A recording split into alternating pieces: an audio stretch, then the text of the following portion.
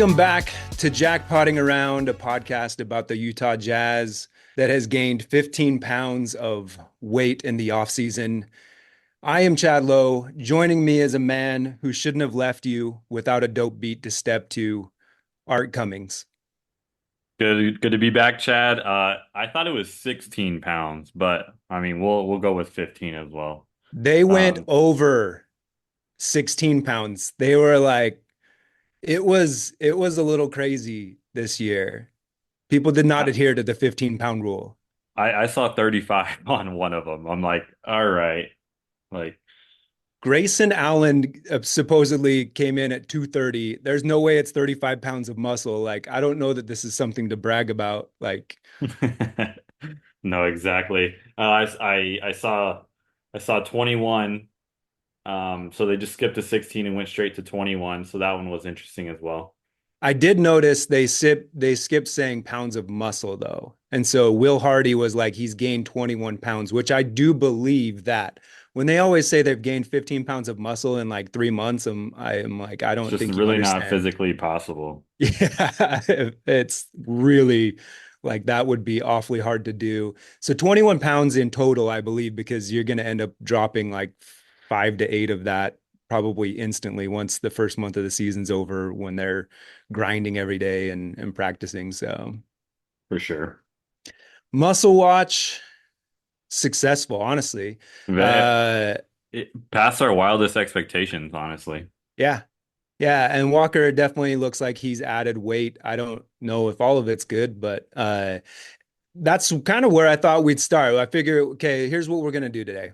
We'll do a little bit of a rundown of kind of wrap up of the off season, some news, some quick hitters, and then we're gonna do some previews, some predictions, and some games here. We're gonna kind of gamify our predictions and our preview of the season to come by asking some questions and kind of putting it out there. We're gonna call it okay bet.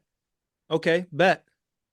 I think there's a question mark or an exclamation point in there somewhere, but that's what it's going to be. We're going to keep track of, who's right, who's wrong, and see who is the prophet and the grand tea leaf reader of the preseason when all is said and done at the end of the season. But kind of starting, we had our first preview or we had our first preseason game last night. What did you think? So a few things stuck out to me. First off was John Collins was not in the starting lineup. And if you listened to this podcast before, you would know that we kind of had a little bit of insider knowledge that that wasn't really the plan months ago. I wasn't too surprised by it, but it was good to see it kind of come to fruition that he wasn't in the starting lineup. Um, so seeing the young guys, Hendricks and Kessler starting was definitely a good sight to see. It's a good starting point for me. And then Cody Williams being one of the first two guys off the bench was another thing that kind of stood out to me. That was good to see. And then I mean, Lowry's Lowry. He's going to be amazing. He hasn't dropped a step at all.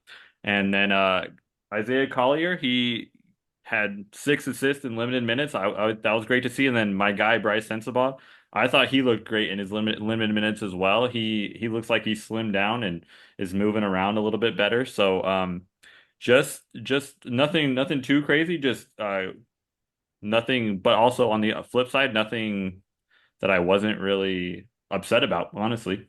I'm so disappointed in you that you didn't bring up Clay Juzang dropping dropping like 50 points, I think. I stopped keeping track. Yeah, they actually looked really good. I mean, let's keep it in perspective. They are playing a Australian league team, NBL team that has there was like one or two guys I think that have logged some NBA minutes in the past. Yeah. Jonah Bolden back in the day for the Process Sixers. You've got a pretty good prospect coming, actually, and he looked good. That 17-year-old kid they got playing Kareem Lopez. Yep, and Um, he'll be in the 2026 draft. yeah, he looked good. I was glad Tony Jones tweeted out. hey, watch this kid. And I was like, oh, I did. I had no idea he was over there playing. And so, but yeah, they looked great last night. Honestly, you can tell the guys have worked on their bodies. Keontae looked fantastic, and you can see the strength in his shoulders that he's added. He might not have added 15 pounds, but I think he's added 3 to 5 or maybe upwards of 10 pounds, and most of it really, really good. He looked really lean still. You don't want him getting bulky, but you want him getting stronger. Bryce Yeah, has definitely been working. Bryce is pretty impressive as far as his body goes. You can tell he's worked because he had the knee injury last offseason and still was able to kind of work on dropping weight and getting himself, down from his Ohio State, too thick body to the right amount of thickness now, probably getting close to his ideal weight. And he does look good. He participated in defense last night, which was good. It wasn't like he was like Kawhi Leonard stealing balls and all that, but he was making the right reads on defense and like cutting off the passing lanes that were going to be there, like when the guy was trying to save the ball. And so he's paying attention in the right spots and, trying to make plays, which is like 1000% better than anything he did at Ohio State, for sure. which is great. Just being involved and giving some effort on defense is going to go a long way for him. I didn't mention Keontae, but I did tweet about him last night. Oh, Like, yeah. still really good at basketball. I'm expecting a pretty big year from him. Um, just a great basketball player. Love him. Yeah, and Johnny Juzang, I think, is an NBA player. He is going to be the Simone Fontecchio. If he messes around too much, he might get himself moved and traded. At the trade deadline. Yeah, but a pretty good signing it's looking like. I mean, he had hit shots. This isn't just an overreaction to one game, but he had hit shots at the end of last season. He was shooting the ball really well, and you can kind of tell he's at very least going to be a bench wing in the NBA. Yeah, and what he signed for, I tweeted about it when it happened. It was a great deal, and they obviously believe in him. If he continues to shoot the ball that he has been, and I mean it's starting to become not fluky because he's been doing it for a while, like he said at the end of last season. He's an NBA player. He's gonna find his spot on the bench, like he said. He might even he might make one too many threes for us this season and end up getting traded, but he's definitely been just has a good looking shot too. So Yeah, and Taylor, I thought did some good things. He's doing like he had a great pass to John Collins where he dribbled into traffic. He also had some of his, patented turnovers, but he looks better as far as like doing normal basketball things. And he had some parts of the game where he was invisible, but the ball just didn't swing his way. I want to see him a little bit more active on defense, but he seems to kind of ebb and flow a little bit there. And for him to realize his full potential, he's going to have to be kind of a balls to the walls hustle guy on defense. And but he had some good flashes. He had some things where you're like, oh yeah, he's still learning the game. But yeah, Coach Hardy after the game said that he likes the pairing with Hendricks and Lowry because Hendricks can kind of guard more of the perimeter players and Lowry can guard the inside. And in doing so, it does kind of take away what Hendricks was really good at in college, which was like weak side help, weak side blocks. But he is a good defender. He's able to defend those guys on the perimeter better than Lowry can. So it does kind of work out. But I've said this before, if you're expecting Taylor Hendricks to be a 25 points per game scorer, you're just going to be disappointed because that's just not what his game is. He's going to be think of him. I've always said this, and I will continue to say it. Think of him in like the Jaden McDaniels role for Minnesota. That's the type of player that we want to mold him into, where he's going to be a great defender. He can guard multiple positions. He's going to knock down an open three. I think he's a better shooter than what Jaden is personally. But yeah, he's going to be like a glue guy basically for us. if he becomes the upgraded version of like Robert Covington or a bigger Jaden McDaniels, maybe not as switchy on the perimeter as Jaden is, but is still that it's all in the same vein of this is a 3 and D guy, and maybe all the plus stuff is just it's just kind of gravy. And For sure. so he seems to know kind of who he is for the most part. He had one drive where he got wild, and I was like, Taylor, like that's not going to work. But go ahead and do it. It's the preseason. Try it. Learn your lessons now. And honestly, based on our goals for the season, go ahead and try it in games too, a lot if you want to. Um, but yeah, overall the only guy I was a little bit disappointed with is Walker. He looked a little slow. He didn't seem to bother people at the rim. They had that guy who looks like he's 5'5", the point guard, who was college teammates with Lowry, and he scored like Walker was around on a layup, and I was like, man, he's got to throw that one. Like you can't have that guy.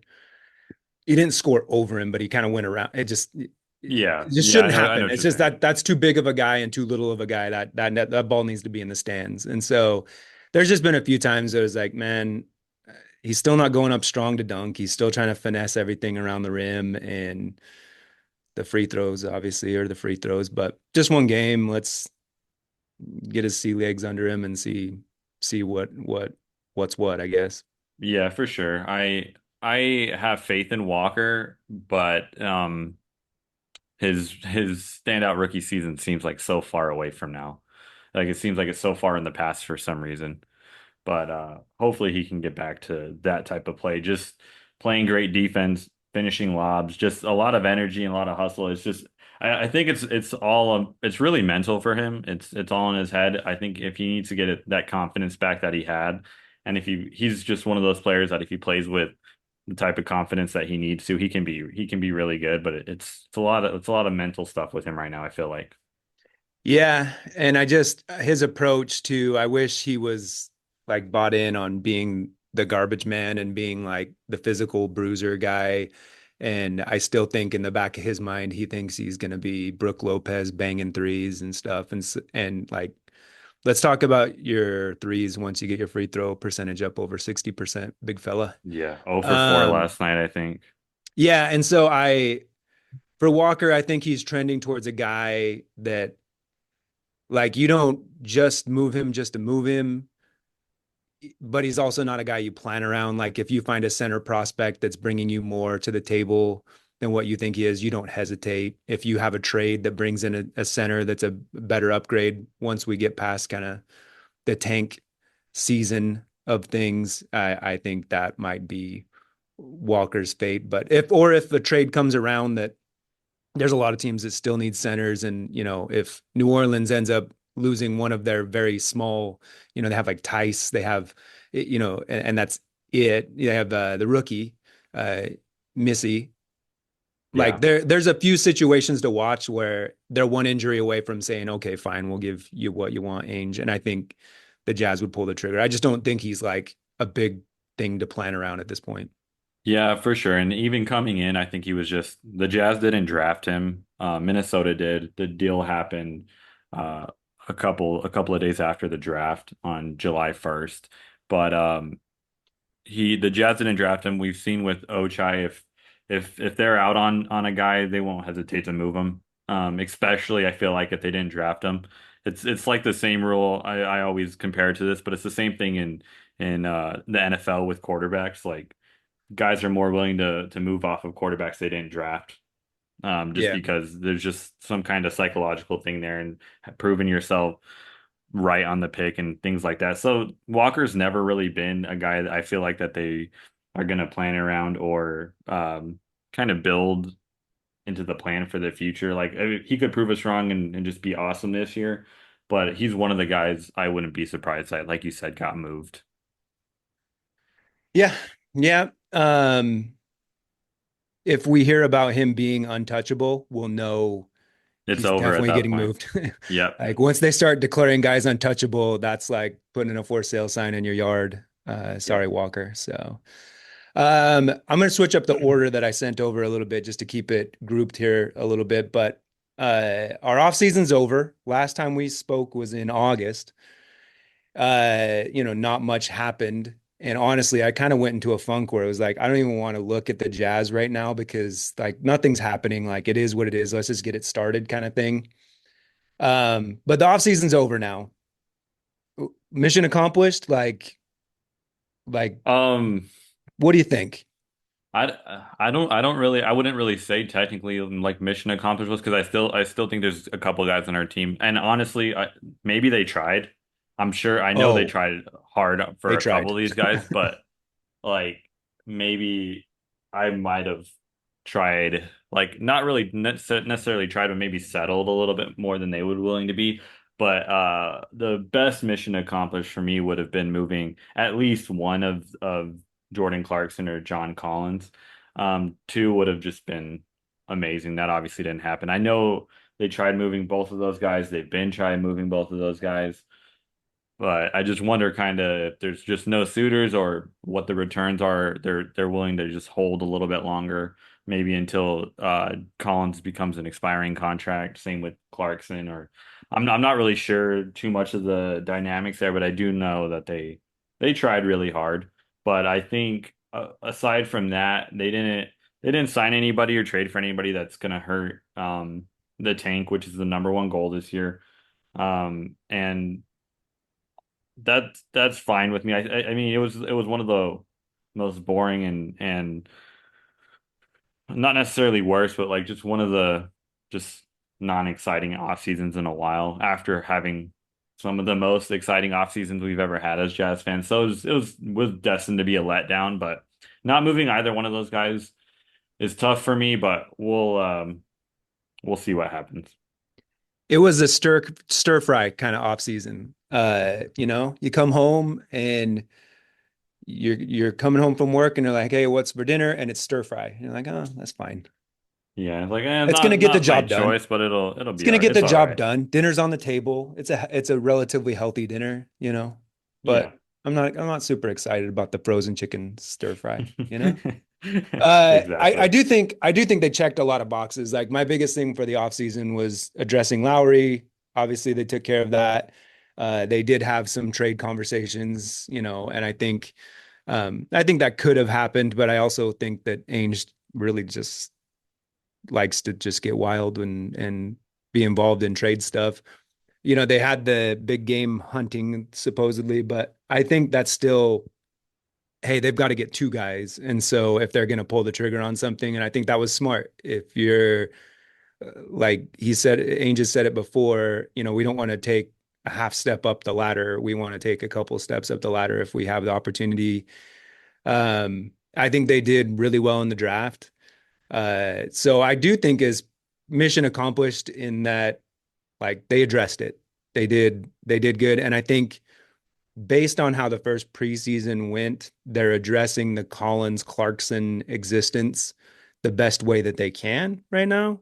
In that, hey, we're gonna bring you guys off the bench. That's the role. We're not like I know there's probably some thought of, hey, keep Collins in the starting lineup because it helps his trade value. I'm not sure that trade value really works like that. Like if a player's doing well off the bench or playing as a starter and doing well, I like I don't think that it matters all that much, honestly, to the person's trade value. We kind of know what Collins is at this point. Like I don't I Yeah. people are like he's gonna morph into Aaron Gordon or something. He's not. They're fundamentally different players. So Yeah, I mean with John Collins, he was playing great the second half of last season, and that really what'd that do for his trade value, really? I mean, struggled finding a trade partner after that it, because he was playing really well second half of the season last year. Um, and I do so think with predictably, like the market moved on guys who are in that price range, like 14 to 26 million. Like the market was really tight. no, for sure. Probably overreaction, but yeah. Yeah, and I guess not necessarily like the league's moving away from it, but his type of archetype of a player just isn't as coveted as it was maybe just a few years ago, like they're kind of moving away from the undersized tweener forward, not really a center kind of thing. He did shoot the ball better last year, but still not like the greatest shooter. So it's just he's and not the best defender either. So it's just kind of an archetype that's not really coveted around the league right now. Couple that with his big contract, and I can understand why he's not really a coveted asset right now. And I think if he was making 12 to 15 million, it's a little different story too. Oh, 100%. But I'm fine keeping him, just minimize the role. They're doing the right thing. Same thing with Clarkson. I think the market's moved that looked like that descending deal would be, a lot easier. It's easier to move this year. It is, but he needs to make shots. And I think he'll be able to do that better in like a 20-minute bench flamethrower role. Jordan really struggles, and it's something I'm watching with Keontae as well. Some of these guys that aren't necessarily natural point guard playmakers, it's hard for them to oscillate between their own scoring and creating. And I think putting him in the starter role and like, hey, you're going to be creating more. I think like he just needs to do his thing. As annoying as it might be at times, but like go out and get buckets, and pass is like the second or third thought after getting buckets. And I think his numbers, his efficiency moves way up, and people will start to see that he's not washed. He's just, it was just a little different role. Yeah, he's a guy that I'm a little bit more surprised on that there wasn't a little bit more market for him. But you kind of go on the trade machine, you look at other teams, you look what salaries they have, and it's kind of hard to make a deal happen a lot of places because so many of these teams that could use a guy like him, like a lot of the playoff teams, they have a ton of salary at the top that is Hmm. way too much for him, and they have a ton of salary at the bottom, which is not enough to make a deal. And in that middle range where we need some salary to make the trade happen, it's barren and it's not a lot of like salary across the league with those contending teams. It seems like if you go take a look at teams like Milwaukee, Boston, all those kinds of teams, they just have a ton of salary at the top, ton at the bottom, none in the middle to make that trade happen. So it's kind of that weird in between.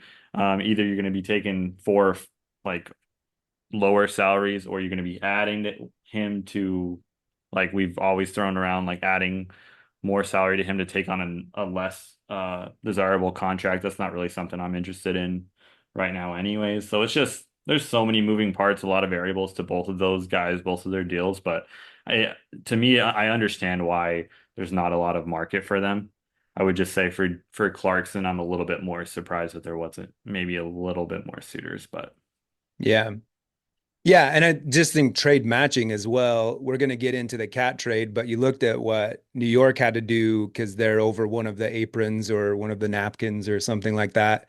They had to like sign a guy from overseas. They had to do all these other things and like give him $1 One more than dollar over the minimum minimum. Yeah. and like all these things just to make the trade work. And I think people are figuring out the new CBA. And anytime there's like a cloudy future, people aren't necessarily going to be buying things that they don't necessarily think they need. So I think Clarkson, we'll see if one of these guys has a market. We'll get into it in our predictions for the season. But overall, like I would give it like a solid B plus. I think they've done really well in the draft, and they did like them. I think they got the important things right. Whether or not those picks pan Yeah. out, I don't know, but I think the thought process on all of them was really good. Yeah, they absolutely, in my opinion, it's early. There's so much time, but from what I personally had on my personal big board, they got guys multiple spots lower than what I had them. So of course, at every single pick, and we mentioned this after the draft as well.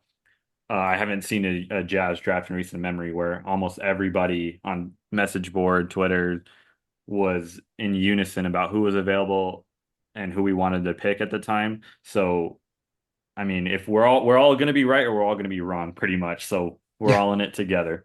Yeah. Yeah. All right. Media day happened. I Yeah. didn't listen to much of the players, to be honest.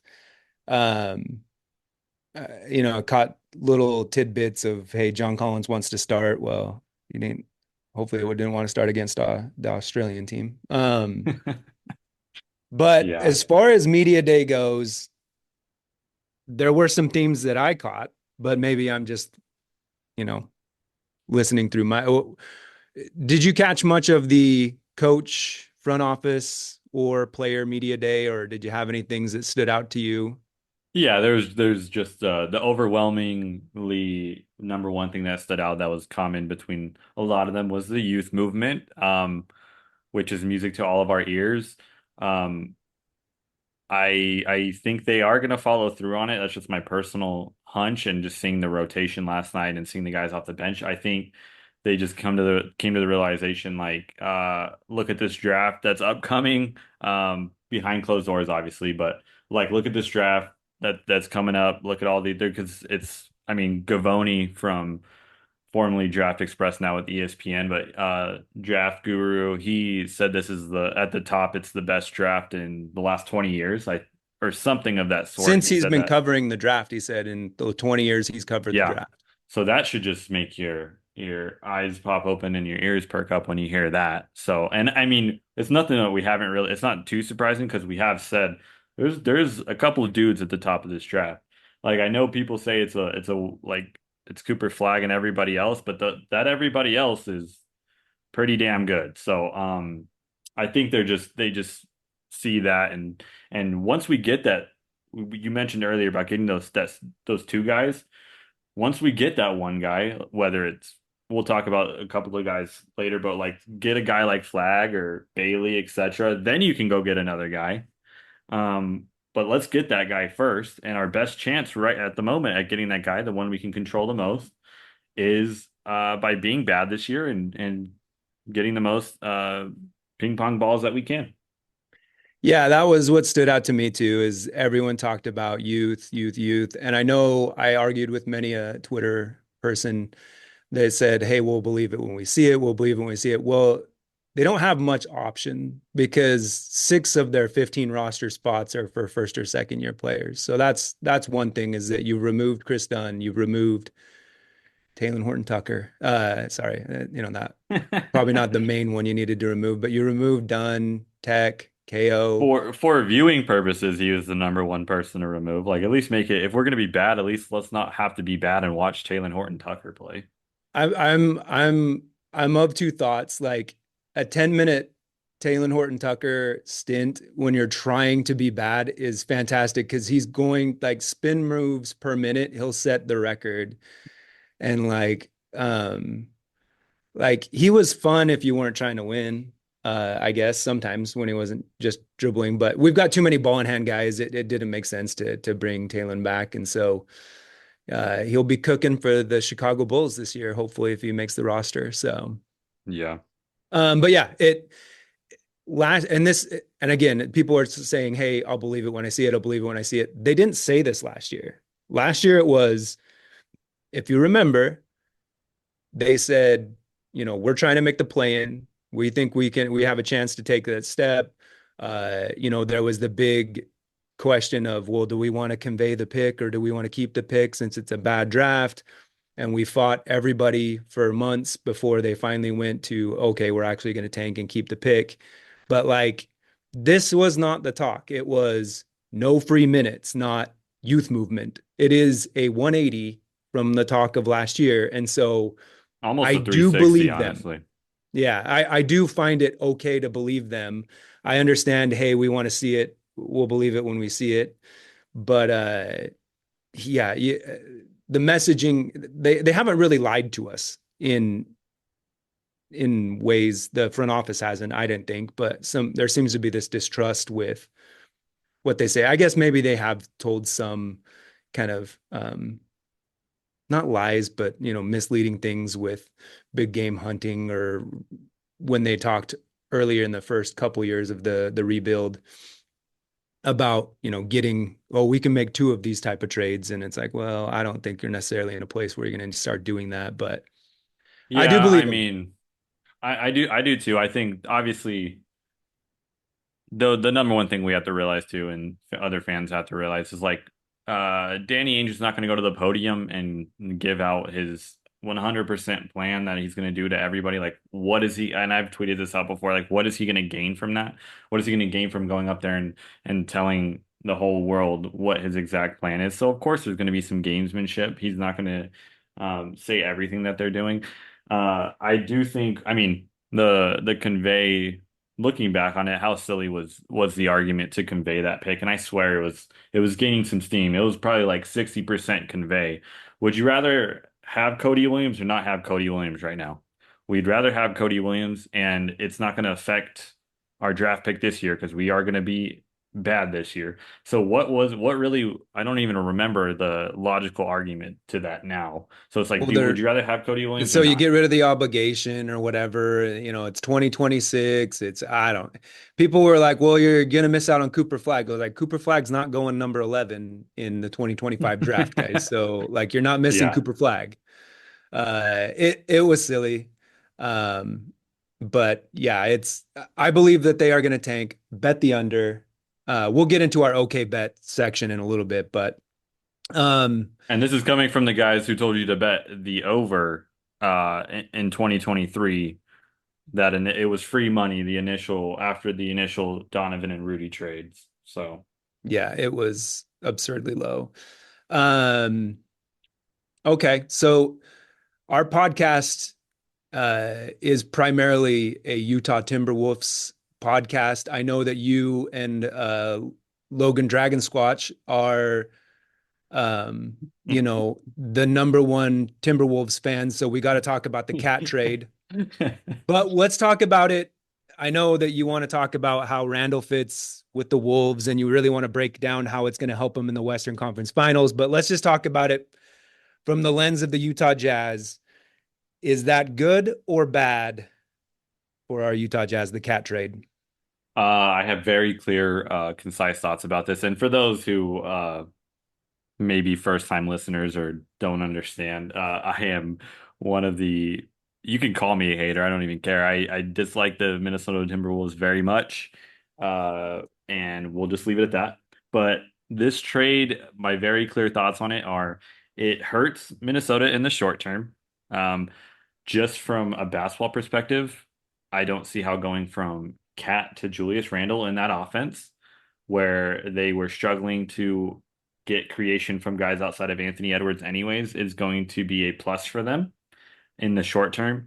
They did grab DiVincenzo off the bench, which is good for them. But I think in the short term this year, I think they will lose a couple more games than what they would have. So I think our pick will be a couple more spots higher. I also think if they would be even worse now if somebody goes down, injury wise. I think maybe if Cat was still there, he could will him to a couple more wins. But I'm just not a big Julius Randle fan, so I think in the short term it's going to hurt them. In the long term, getting off Cat's money is good for them. But at the same time, if you don't retain Julius Randle or you don't get something for him or find some way to do that, you basically just are getting off Cat's money and you're not going to be under the salary or under the enough to get salary cap space, and you're not improving your team. So honestly, it's just a perplexing deal all the way through for me. But I am a little bit biased against the Timberwolves. It's in our best interest for them to be bad now and in the future. But just me personally, I was very surprised by this deal, and I just don't see it for them, honestly. It was definitely shocking. One thing that I love that the Wolves have done is drafting Dillingham or trading for Rob Dillingham because you love Rob Dillingham, and that's not sarcasm. You love him, and you're I going to be so conflicted. I know that you're going to be secretly in the back of your mind like, I still like Rob, and I still kind of want him to do good. They dropped 21 points yesterday.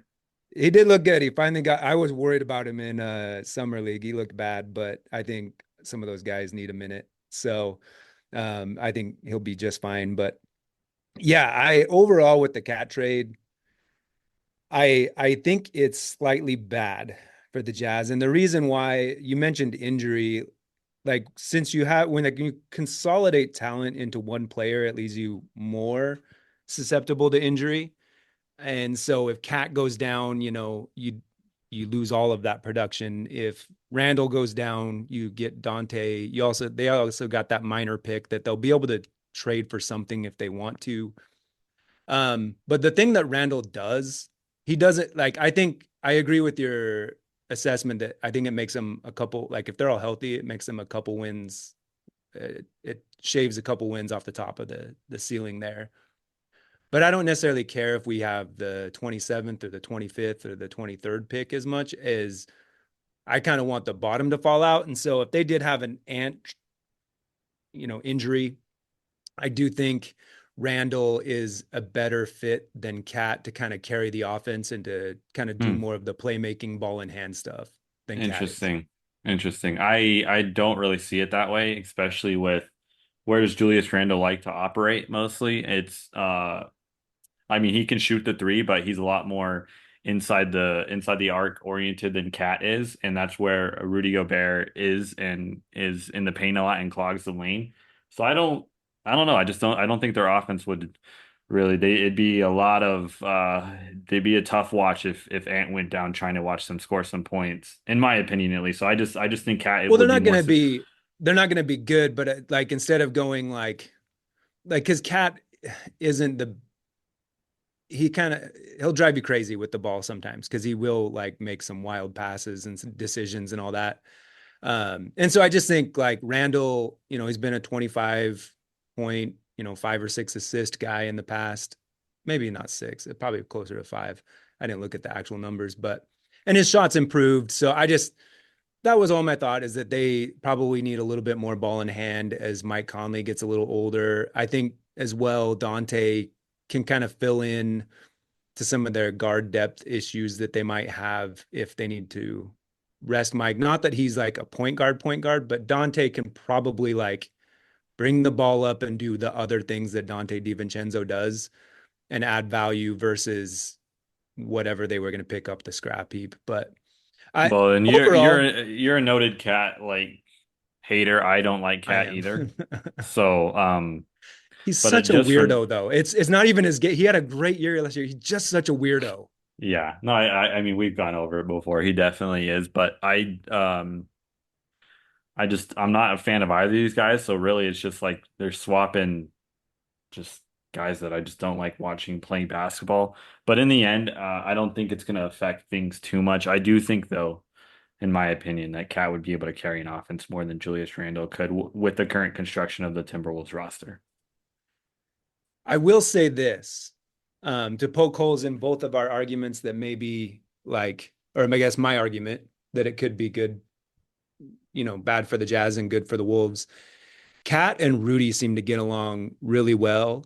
Their weird seem to match.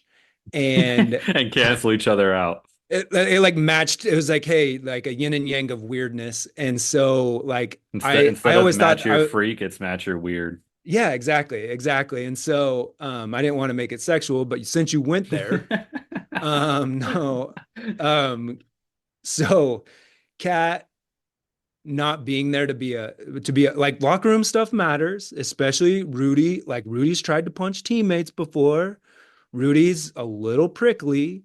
Um, and so, if that rocks the boat, especially there's some contract stuff. Julius wants a contract, Rudy wants a contract. If they don't get that settled going into the season, like what does that look like if there's a little bit of locker room discord? Ant is wild. I think he's a good locker room guy, but he says wild things. And at some point, when you say wild things, you're going to piss somebody off.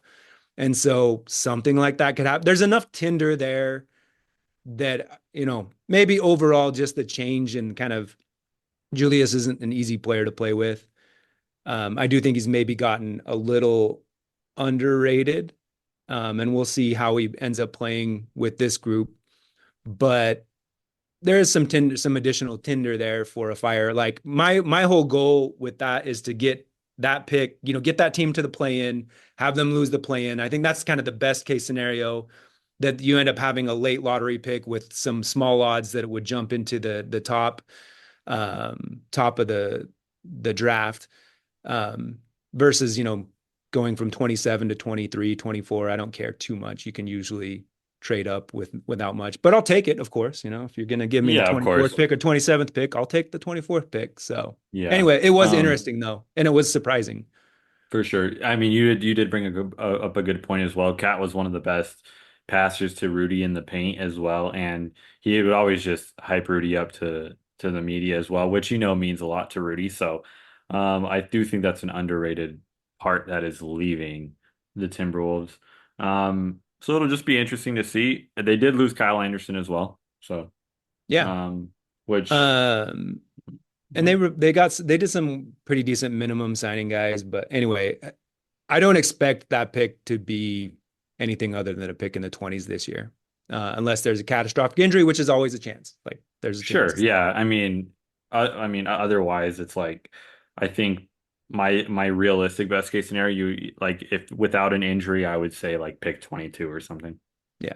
You're looking at when we got those picks, you were really staring at 27, 29, 31, and the swaps. Like that's when Rudy's really going to be on the downside. Hope maybe. I don't want to say hopefully and make a bunch of Rudy fans mad, but he'll be on the downside, the heavy downside. And um, the other Yeah, we thing that don't I we think don't it, have 31 though. We just have 20. It caps out at 29. well, let's get 31 then. We got some work to do. I think San Antonio, that's what they traded to get Rob Dillingham. You're like, go get it from San Antonio. Like, I don't care. The point is Yeah. to make me not wrong. So, um, so the thing I think it is a sign of the times as far as like budget cuts are coming for some of these NBA teams, and there's some situations I'm looking at. And maybe we'll get into it in our wild predictions. There's some situations where I'm looking at, and you're now seeing, well, they like if you'd have told me 2 years ago, Cat goes for Julius Randle on an contract, Dante DiVincenzo on a good value contract, and a protected pick that might turn into 2 seconds, like I would have laughed at you. So the star trade, like the market has reset, I think, a little bit on that. Um, and so hopefully when we're ready to start dealing in that market in a year or two, it's still in that kind of good spot. But Yeah. um good. Okay. I'm gonna skip over. Maybe I'll just mention it. There was in the documentary that was released. I actually didn't watch it, but someone brought up something on the whiteboard for the Jazz, and it was a phrase that said 5 years, trust the filter. And it reminded me of trust the process. It reminded me that, hey, they're taking the long term with this. And I thought like it could be our great value version of trust the process and could be a rallying cry. And then eventually we draft Cooper Flag or whoever, and they become the filter. Um, it definitely feels like a Walmart version of trust the process. I'm not quite sure yet what I'm interested to see if we ever if it ever comes to light. But yeah, very interesting. I was trying to make it all work and I just couldn't. And then, I thought I'd just throw it out there. We'll see what happens, but trust the filter, guys. Yeah. Um, so I did want to get into some predictions, some ways to kind of look at the season. And I figured we'd do it kind of by, you know, asking some questions, giving some answers, and we'll keep track of who's right, who's wrong. I'm going to make up the scoring system. So, however it ends up working, I'll probably come out ahead. Um, but The I've ones you got get a right will be weighted more than the ones I do.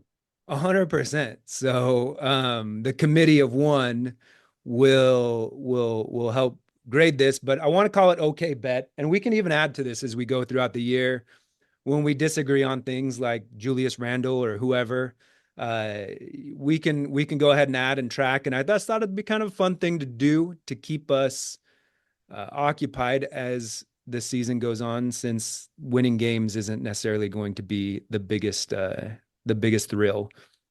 By the way, I'm still watching all the games.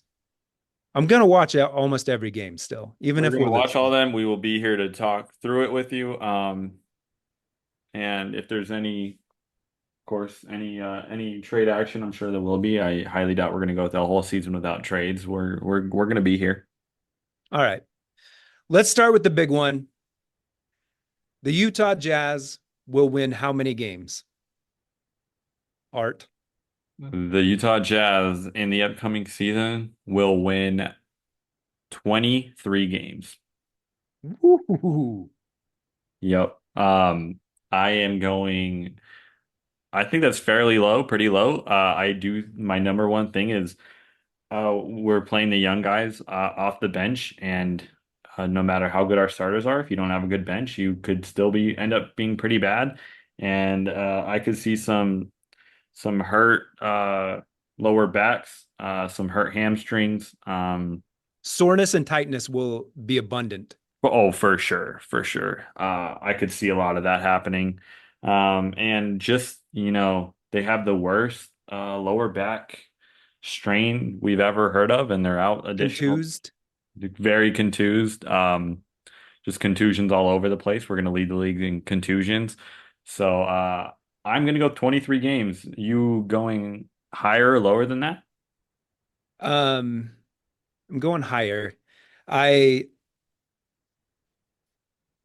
Yeah, I'm going higher. I Some of the guys that we have we'll talk about them, but like a Johnny Juzang being good and Will Hardy not being able to help himself and playing him over, Cody or someone like that in a situation where you got a chance to get a win, the home court advantage. I think we're going to be bad. I don't know if we can quite get to 23 wins bad. So I have us at, I would want to say 25 and a half. But I'll just go and say 26. So there's an even bigger gap between us. That's not that big of a difference. That might be the difference between the 4 and the 7, though. And it might end. I'd rather be on the positive side of that. We know, and I've had again some of these arguments on Twitter with people talking about how we'll be bad, and everyone was like, "Well, Will Hardy, he just figures stuff out. He does. He's good." But also, when we decided to tank last year, we lost a lot of games in a row, and so maybe he's learned a little bit from his mentor Pop, and he can also manipulate the game on the other side and help us lose a few extra. Um, but I think sometimes the competitive nature of things, we have some good players. Lowry is, he looked fantastic last night, obviously against a JV team, but 26 wins is where I'm going to be. And I'm going to hope that you're right. That's the only one I'm going to hope you're right on. Yeah, for sure. I just think they picked up his option already for Hardy.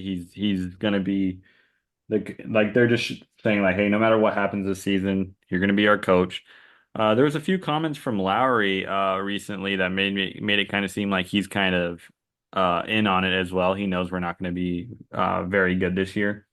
So I just think we find a way. I think we find a way this year. I hope you're right. I think being in on it from the get go, being in the West, um, you know, I think And will we be just need a helpful. couple of other teams to be a little bit to surprise us a little bit. Yeah, I'm looking at like, well, let's talk about our second question. The Jazz will finish in what draft position? I also put in parentheses or the playoffs. LOL. I saw some. Where do we finish in the league? What's our rank? Where are we landed? Um, I think we finish. I really want to say like third or fourth. I think we finish fifth. Okay. Okay. Yep, I think we finish fifth. I think. Well, actually, with my wins prediction, it'd be hard to find four teams losing more than I It's will. close. It Yeah, happens. I will say. Actually, let's lock in my answer. We finish fourth, and everyone will be up in arms and complaining that we're so close from getting that 14%. Um, Well, we get at fourth, you get 12.9, I think. no, you get it all. Oh, The bottom four have even odds so at the top we're four gonna picks, finish. right? Okay, we'll sneak in right at four and get those 14% odds. Okay, and there will be much rejoicing and no complaining. Yes. Okay. Um, so the teams that are definitely going to be worse than us, uh, the Wizards, the Wait. Bilal Coulibaly's not going to drag them to more wins than us. French Scottie Pippen is not ready yet. French Anthony Hardaway. French Anthony Hardaway, Scottie Pippen. I think he's. I think he had grown like 3 inches during the playoffs or something like that when I saw some workout. And so by the time the season starts, he's probably taller than Wemby now. Yeah. So I mean, you've got a point, but let's just assume that that Bilal still needs a year to figure out how to dribble a basketball, and um, and the Wizards are going to be bad. Jordan Poole is the Michael Jordan of tanking, um, like he just is. So the Wizards, I think the um, the Nets are going to be trash. Ben Yeah. Simmons was talking about he's ready. Okay, Ben, we'll see. But who knows? Maybe Ben Simmons makes a return and all of their 3-and-D players and role players that they have, it works. But let's just say they're going to be trash since they made a huge trade and got their own picks back in an effort to tank. I'm going to go ahead and say that they're going to lose a lot of games. But so those two teams for sure. I think Portland will be worse than us, but they do have some good players. But in the West, having Scoot Henderson, even if he's good, like even if he turns out to be a good player long term, he was so bad and he's going to be so involved that I think they're bad. They did pick up like Denny Avdia, Anthony Simon's still there, Jeremy Grant's there. Hey, they don't got to be good. They just got to be better than us. DeAndre Ayton has been hitting that ginger juice and he says that Dominating. he's ready to be dominating again. Um, it, I could see them being better than us, but also I'm going to go ahead and just say that they're not as of yet. So that's 3 teams. And then the teams I'm worried about are Chicago, Charlotte. Depends on all on LaMelo health. If LaMelo's healthy and Miller takes a step, I think they're actually, a borderline play in. Toronto has some good pieces, but they were talking tank as well. So we'll see. I think the long and short of it, some of those teams are going to be better, some are going to be worse. I think we end up at the 6th spot, which means there will be so much complaining. If there's one thing that the Jazz fans are great at is we are elite at complaining. So we will get that 6th spot and allow for maximum complaining, all because we signed Johnny Juzang and Drew Eubanks. Yeah, we are elite at complaining about anything. So, and then when we hit it and get in the top 4, they'll be Well, like, well, it'll they just got be lucky. lucky. Yeah. It's just luck. They So I got think spanked. I'm going to go ahead and say we'll finish 6th. And again, okay, that's the only other question besides the first one that I hope you're right and I'm wrong. Yep. So lock those in. I will be tweeting this out later. 26 wins in spot 6 for Chad, 23 wins in spot 4 for Art. All right. Which next game or next question? Which 5 players will start the most games for the Utah Jazz, according to Art? Yeah, so this one I'm gonna factor in some contusions here. Um I think for sure Keontae will start a lot of games. I think there's a good chance he could be the leader in the starting games for the Jazz. Um, I think Taylor Hendricks will be in there as well. Um, let's see. Do we think that even missing some games with contusions, would they still lead in starts? Like someone like Lowry. I think it's kind of hard to say. I will say we'll just say Keontae, Taylor, um, Colin, uh, Lowry, and let's throw a wild card in there. Let's say Cody Williams. Ooh, Yep. all right. I think there's a chance he could do that via injury, or there's just been a lot of good positive buzz from him coming out of camp. And just for my own selfish reasons, I would love to see him be a leader in starting of the games. So that's assuming there's injuries. Walker gets traded, maybe. Maybe John Collins gets moved, something. But just so hard to predict at the moment, but I'll just lock in those five guys. Okay. I'm going to be boring here, and I'm just going to say the five guys we saw start last I night. was I think gonna that's a I was really gonna big. say that, but that's just not fun. That's It's not fun at all, but I think that's what the right answer. I don't like. I think there's a chance that Walker could get moved. I think there's a chance Colin could get moved. But if you're betting on one specific player getting traded, like it's usually a no. Um, yeah, for sure. so the I think that's probably the right answer. I like the starting lineup if it's the one. I think Taylor could be the guy that ends up being the odd man out there, just because if he doesn't pick things up or um, do better, or obviously someone that gets hurt. But I could see Cody Williams or someone like that coming in and swapping out Taylor's role. Taylor also, like, to optimize him, I think not that he's the same player as Lowry at all, but you want him like he started getting involved in like the pick game a little bit, but I think you want him to be like a shooter, getting dunks, like doing maybe some of the same actions that Lowry would be doing. So maybe they decide to break that up a little bit, but yeah, it's this would have been if we'd have done this 3 or 4 days ago, I probably would have been less I might have gotten more wild with it. But Yeah. now that we've seen that they actually decided Colin Sexton, even though he's not 6'5", can start games because he's really good, and that they don't have to start John Collins, I think it's an Yeah, easier question than it was a few days ago. for sure. I didn't want to go boring with it, but All I right. ended up being wrong. So Okay.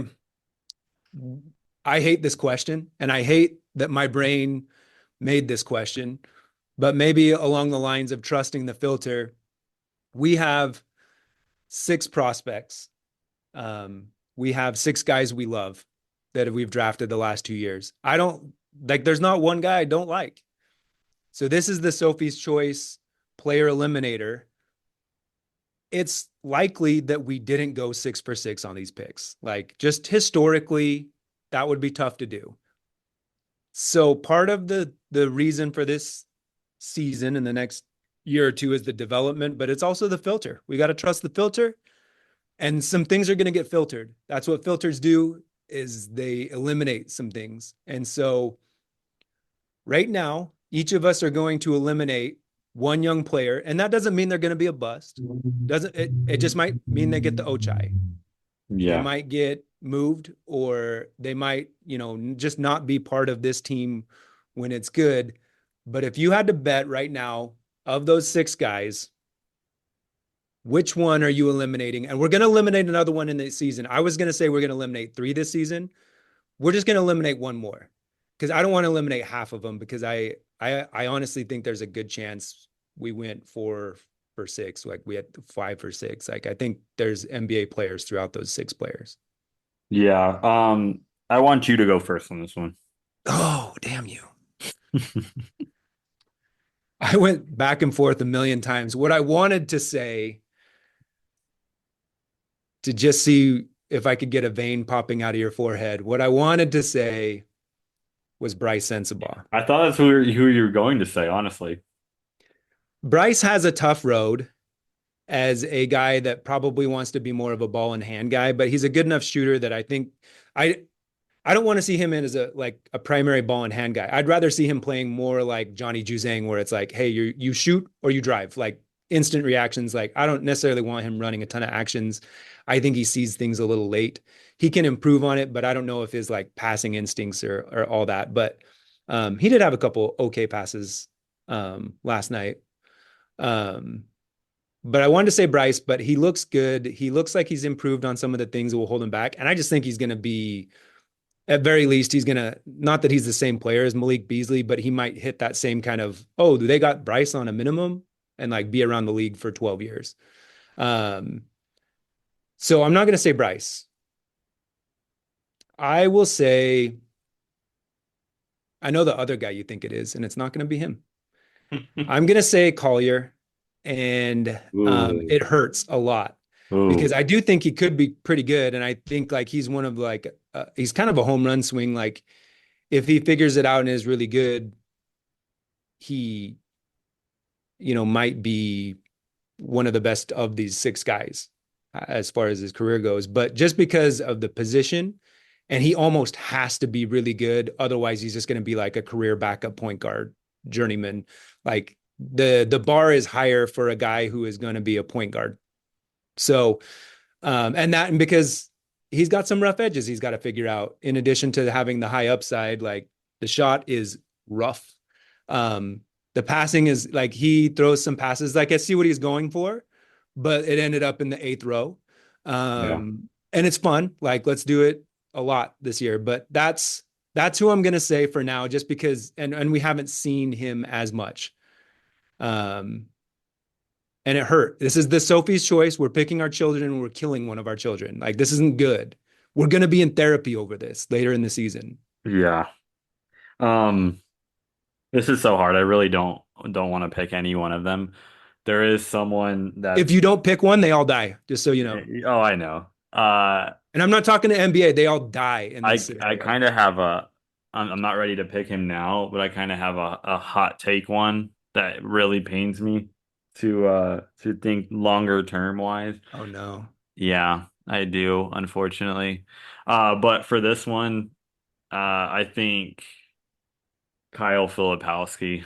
You're the number one flip hater. You just hate him. That's all it No, is. and it pains me even more because I think the correct answer to this, first off, will be a couple of the guys that I really like. Like, I think odds are it's higher to be someone like Sensabaugh or Filipowski, who I'm really high on compared to these other guys. But just taking my personal bias aside, I think it's Bryce or Filipowski, unfortunately, and it really pains me to say that.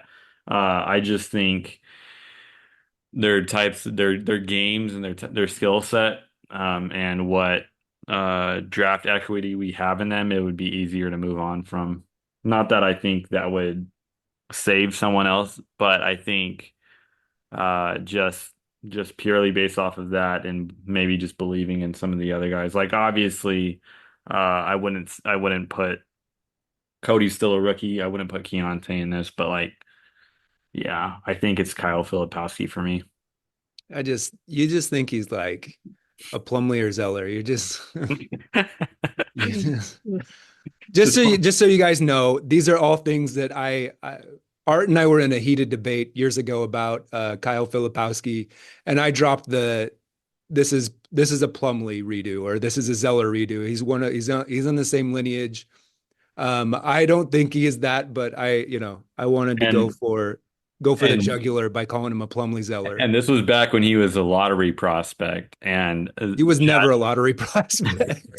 in He my was always opinion, going to be a the second the rounder. hype was he was a lottery prospect. This was before he returned to school, and Chad, tongue in cheek, maybe he was 75% serious, was like, he's more of a second round prospect to me, which I thought was just crazy at the time. So come to find out, Chad's completely right about the second round prospect, but it's a double-sided sword because now he's on our favorite basketball team that we have a podcast about.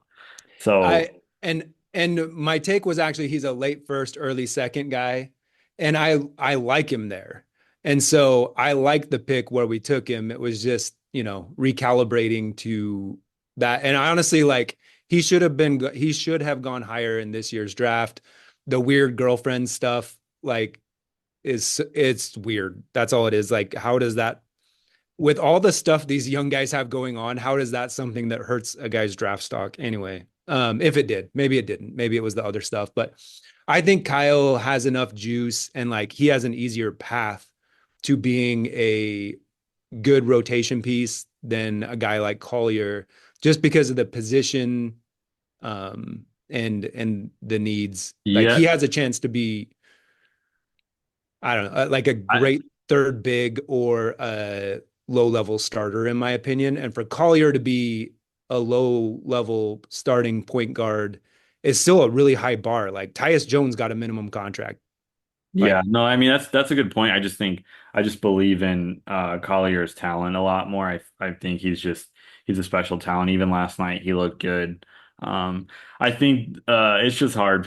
Like you said, no answer is gonna feel good. Because I do have faith in all six of these guys. Like if each individually one of them popped, I would totally understand why, and I could totally see it. We know not all six are going to. Um, but yeah, who did you think I was gonna take? Because I thought you for sure were gonna say Bryce. So you kind of surprised me there with Collier. Who did you think I was gonna say? I thought you were going to take Flip, and so this is part of my long con to get you to be lower on Flip than I was. So Now I am the flip hater. He yeah, saved him from the Sophie's choice, and now I am that's it, right. and that was just massive You thoughts right there for me.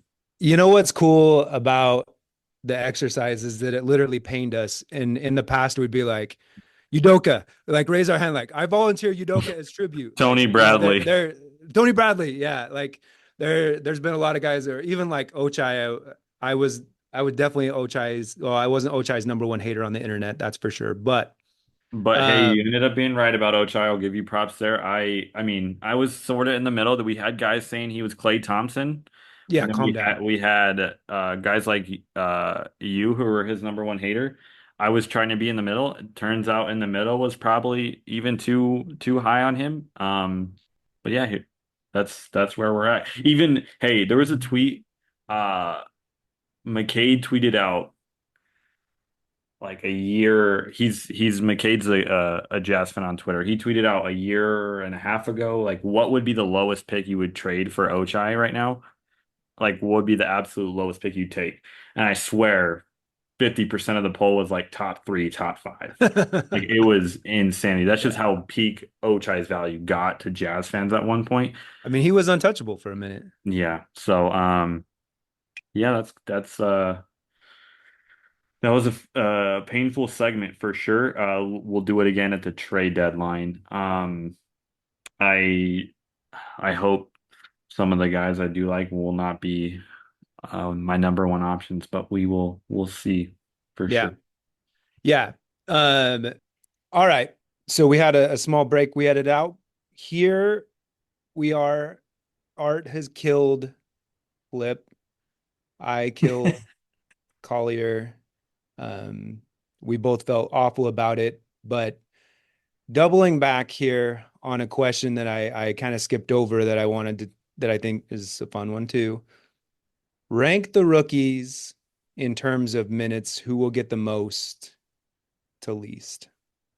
Um, I think it's kind of a easier one for me. I don't want to be boring like how you were with Mhm. the starters, but I think in terms of draft position, that's how it's going to end up. I think Cody Williams will be first, Collier will be second, and Flip will be third. I think there's a Flip could prove me wrong after I just killed him off, but he could end up maybe being second. I think Cody Williams definitely bearing injury will lead the rookies pretty handily in minutes this year.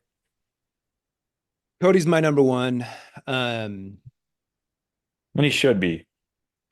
I I'm torn because we Patty didn't dress or he was dressed or wasn't going to play. I don't think Patty plays much, but I'm just going to say Flip because maybe he has an easier path to playing because they view him as kind of a 4 or 5 or something like that. Maybe he can mix in with Taylor, and he can experiment with Taylor at the 5. Eubanks is definitely a better player than Mills, and Eubanks will cut into his playing time, but maybe they just need a lot of on-ball reps for Collier, and he spends more time in the G League. Jordan Clarkson also was a big Flip fan, so but also the one thing I did notice it at media day, Jordan Clarkson's eyes were awfully red. That's all I'm going to say. I saw And that as well. go watch his interview. And my wife was like, "Oh, he's definitely high." And I'm like, "Well, okay, maybe it might check." Um, no judgment either way, Not like maybe. by all means.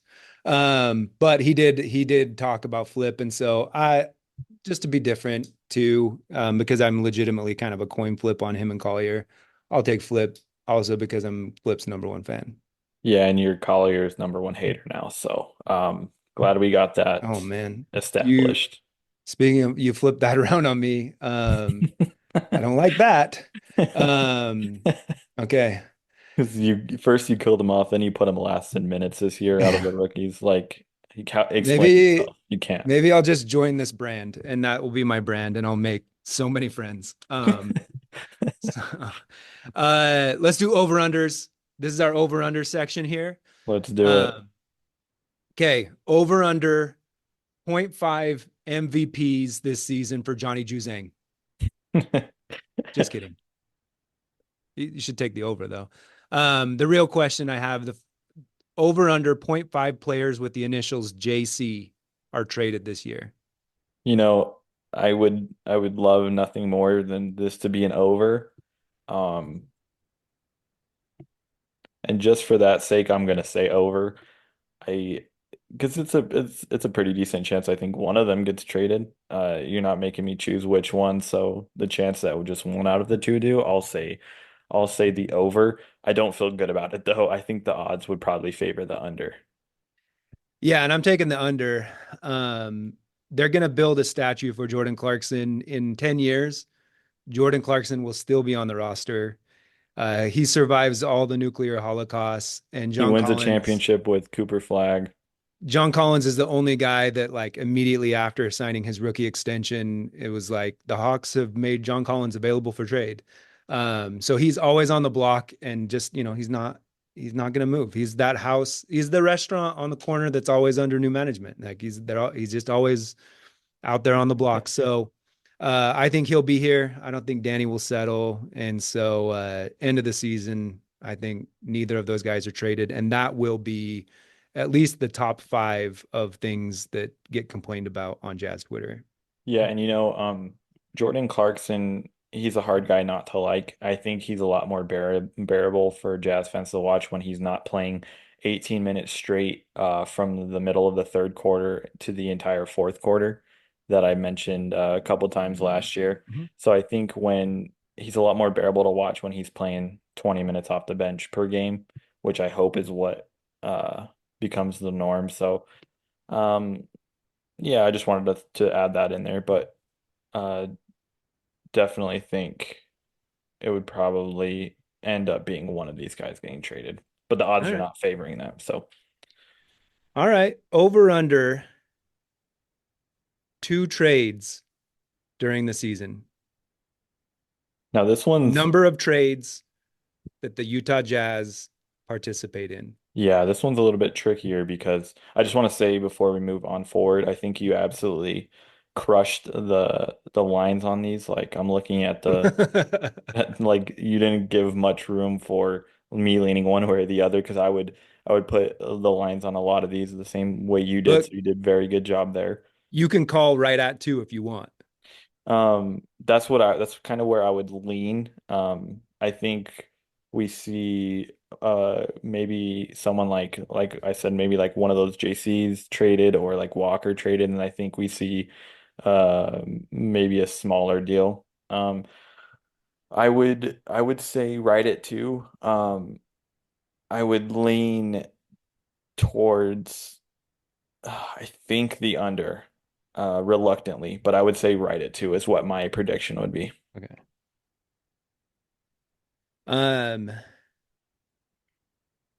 God, this one is tough because I do think two is probably the rational answer, but I'm gonna say Danny Ainge he's had enough of the stir fry and he's ready to spice it up a little bit. And so we're gonna have three trades that we participate in this season. It's gonna be like there's gonna be like a Eubanks in there and like Yeah, a salary dump deal. But Johnny Juzink keeps messing around and scoring 20 points off the bench on like four shots. He's going to see himself in a Pistons uniform. That's what happens. And so, for a second um, round pick. no, we'll get more because he's got 4 years on his contract. That might, I'm getting too excited about Johnny Juzang Is preseason. is Let's that calm gonna down. be is that gonna be your answer for one of these one of these questions ending the podcast? What, what's the Johnny Juzang jersey situation at the pro shop? Like, can I get that we got a lot of those on the shelf. So anyway, uh I'm gonna just say over. Danny's ready. Danny's like, we might win a couple few too many games, and Danny's like, no, we're in this, and so he's gonna move someone maybe. So I'll say over, and I know that that's probably a little bit wild. So No, I mean, if you just leave it to trades, you didn't say like big trades, like even something minor, like moving Eubanks in a deal with somebody or something like that. Um, it can easily happen. I mean, we saw it too right at the deadline last year anyways. So, yeah, we'll okay, see. We'll okay. see. I just think we're due. Over under 55 games played for Lowry. Such an elite line because in my mind I would like if I was setting this I would say 55 or 56. I think he goes over, but I think it's barely. I think he plays 57 or 58. Yeah, I'm gonna say over as well. They will hold him out and he will play nice, but he looks real healthy and real relaxed out there. And so maybe instead of just holding him out for like 15 or 20 games, they massage minutes throughout so that he's not carrying as much of a load and we can, lose a couple games by 2 points instead of losing, 15 games in a row at the end of the season. So Yeah, I mean it looked awfully easy to sit him last year towards the end of the year though. Like it wasn't brought up by anybody. Um, there was some, obviously we had our jokes about contusions and stuff, but like as far as like national media goes, um, him sitting out a lot of the games because he would come back and play a game now and then sit out some more. It just seemed awfully easy, and I think we could see something like ha that happen the second half of the season again. So, I think he'll miss about 25 games or so. they're going to be like tanking accusations this year, though, because the draft is so good. There's going to be so many teams that are like tattletelling on the other team and like, oh, they're just shutting this guy down. Like, there's going to be fines handed out this year. That's a prediction. At least one fine for like the Mavericks did the other year. All right, next one, over under 55 games played for Colin Sexton. Um, this one's an over as well. This one wasn't a good line. I should have gone higher. Yeah. Yeah. I think this is an easy over. I would set the like if I was setting the line, I would say like 70, honestly. Okay, let's say 70. I think over barely. And in my mind, for whatever reason, I think he plays like 72 games this year. I'll say under 70. Colin Sexton plays basketball. He loves playing basketball. It's like asking a puppy not to jump in a puddle just to shut him down when he's healthy. Like the Yeah. puppy's going to be in the puddle. Just let it be in the puddle. And so I think they would have a hard time uh, shutting him down like they do, but maybe he has an injury. He had the hamstring he Yeah. dealt with, whatever, and he kind of proved himself last year. And so, but maybe they milk some tightness, soreness, contusions. Um, all right. Next one, over under 22 points per game for Colin Sexton. Uh, I put that's this high for a yeah, that's reason. I was gonna say that's a little bit higher than what I would say. I think he goes under that. But I know this is kind of not like how I'm supposed to play this one, but I would not be surprised if he goes over. But I'm gonna say, and we're a pro Colin Sexton podcast, some of the biggest Colin Sexton fans on the planet. But I will say, you know what? Nah, screw it. I'm gonna go over. I knew you would. That's why I put it high. You're the optimist of the podcast. I'm Yep. the dark cloud. Um, but I do think Colin could put up numbers. Like Uh, I could see him average 23. Like that doesn't seem unrealistic. and I think I looked at the prior year number and looked at like what he was in starts, and it was like 21 and change. And that's why I put it Yeah. at 22. I will say if you would ask me before the game, and this is reading way too much into one stupid preseason game. If you'd asked me before the game, I probably would have said over. After watching it, like he was not very involved yesterday. And I don't know if that was by design, just, hey, let's get the young guys, whatever. And then at one point he kind of asserted himself a little bit more. And it was like, oh, I I want to do something here. And so I just don't know if like the other guys are too involved that he's more of a plan B, plan C type of option.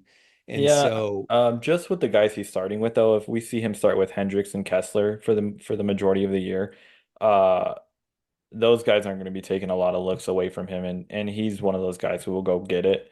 I do think playing with Keontae, who has the ball in his hands a lot, could limit that a little bit, but just I could just see him he's just Mr. Consistent. Like if he doesn't go over this, he's going to be at 21, 21 and a half. and it would be because Will Hardy doesn't play him the 30 minutes he probably should. So, Right. And plays Jordan um, Clarkson 30 minutes straight. yeah, they managed Jordan Clarkson's ego a little bit more. Yeah, Colin, yeah, the ball, it's early, so the ball didn't move as well as I really wanted it to yesterday, but like there's a couple of times that I'm like, oh, Colin's wide open, Taylor's wide open. Like that should be a kick out. But anyway, I'll say under just because the minutes, um, That would be my biggest worry. the minutes, even though we think we're past it, he's finally starting. And then all of a sudden, like it'll be like, hey, why didn't Colin come in the game at the end of the game? Well, Jordan was cooking or something. I don't. Um, there's always some reservation there, or and I guess I would say with this type of stuff, it's in a Jazz uniform. If he gets moved, it's the line goes away, the bet goes to wherever, or just the time he was here. Right. All right, over under 17 points per game for Keontae George. I think this one's a little high. Ooh, Yeah, I think I would probably have set it around 15, 15 and a half. So I'm going to take the under. Um, if Keontae comes out and averages 17 or more, I will be so pleasantly surprised and so happy that I will be glad to be wrong about this one. I just playing with Colin and Lowry. I just don't really see there's a way that he's going to get to that, but I could most definitely be wrong, but I'm going to go under. how dare you besmirch the name of Lisan Al Gaib and the chosen one? This is probably 50% too low. I'm actually going to say over. And part of it will feed into the next one because I think he's more of a scorer than a point guard. And I think at some point they're going to realize that and switch things up a little bit. But I think he's going to, if you'd asked me before the game yesterday, again, this Australian game could really have skewed my thoughts. He just looks so good. He looks so healthy, looks stronger. I think we go into the tank and it's like 36 minutes of Keontae go cook. And so I'm going to take over. Okay, I could see that. I'm actually this next question, we're opposites on both of these, so I do see your reasoning though. Yeah. Over under 6 assists per game for Keontae. Yeah, I think that's an over. Just in my mind, I think he averages somewhere like 15.5 points a game and like 6.3 assists a game.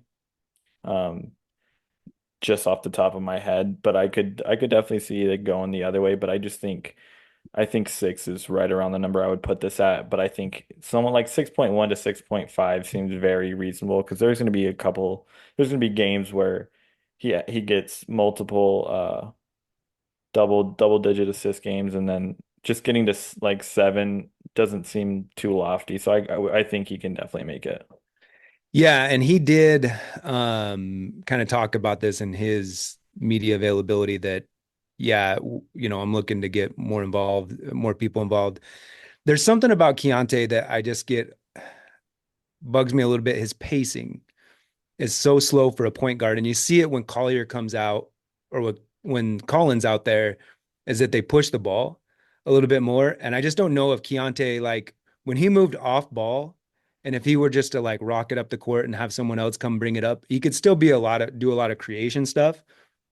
And so I think the realization that he's not like an every down point guard is going to happen this year. Not that he's not a playmaker or creator, that he can't be like a lead creator type, but more of closer to Devin Booker on the spectrum of, hey, let's go off ball. And Booker is like 7 or 8 assists a game. So I'm going to say under.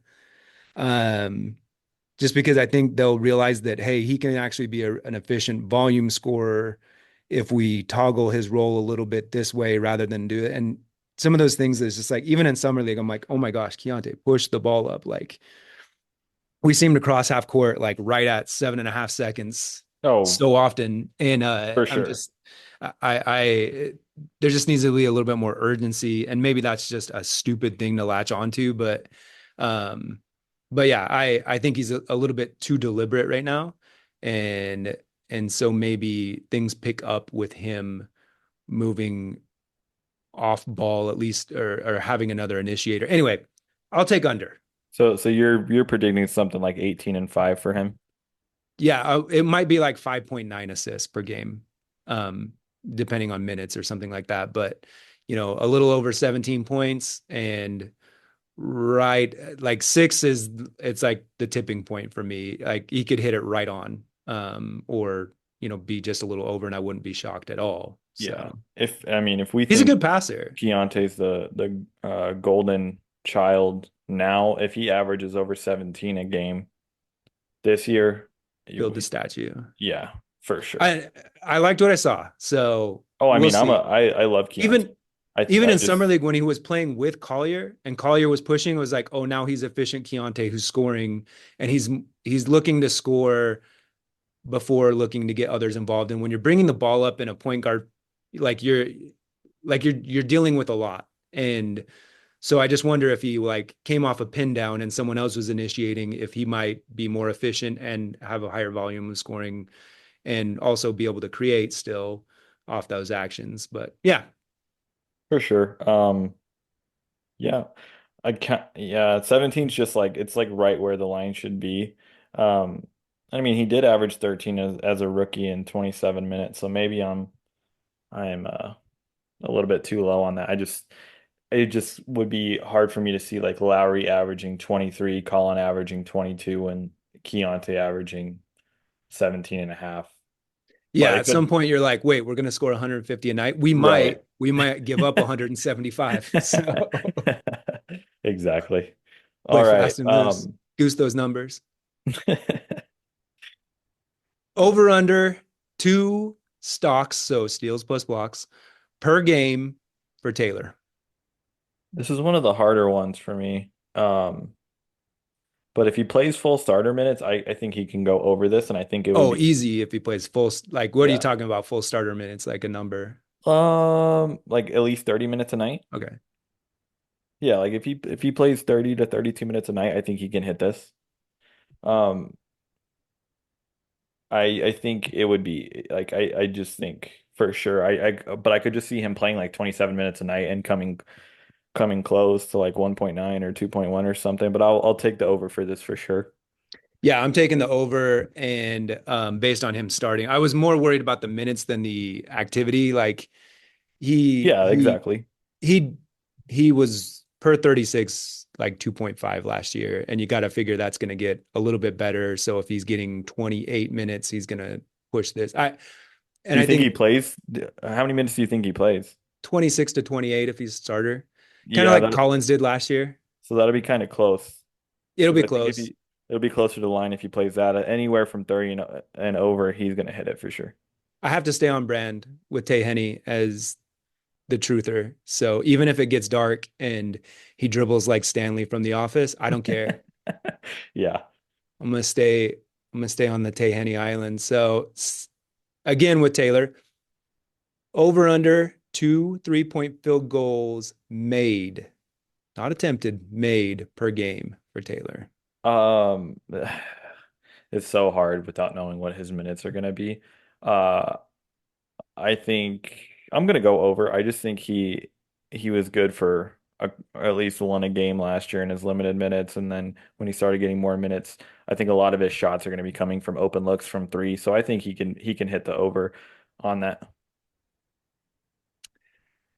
I took the over two, um, and it will be close, but he does let it fly, I even think sometimes when he's not supposed to.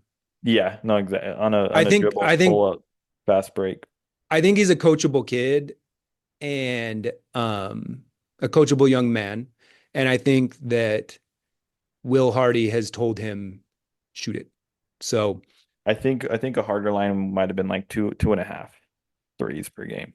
and if he makes that, and if he's two stocks and two 3-point field goals made, like we're in the money on that pick. I'm sorry, we are. Even if you think Cam Whitmore dunked so good. Yeah. Um, so We're in such a what have you done for me lately? You need to drop 25 a game to be a successful pick kind of in our discourse. That it's just unfortunate for some of these guys coming up. But I think, yeah, if Taylor is getting over two stocks a game and two threes a game, that's exactly what we would want from him. So I think over on both of those is a good pick. Um, yeah, I was laughing a little bit with Cam Whitmore Summer League when they're like, "Oh, look at this. This is why we should have taken him." And I was just like, he's shooting like 15% from the field in Summer Two for League. 15, but It was like so bad. It was he had a like cool dunk though. we do just look at the other side of the fence and see how green that grass is sometimes. All right. For the sad boys, I didn't want to get into predictions with the minutes or with the rookies other than minutes because we don't know what these guys are. They're a mystery bag. Um, and so couple here, more minutes, Flip or Eubanks. This one might be the hardest one.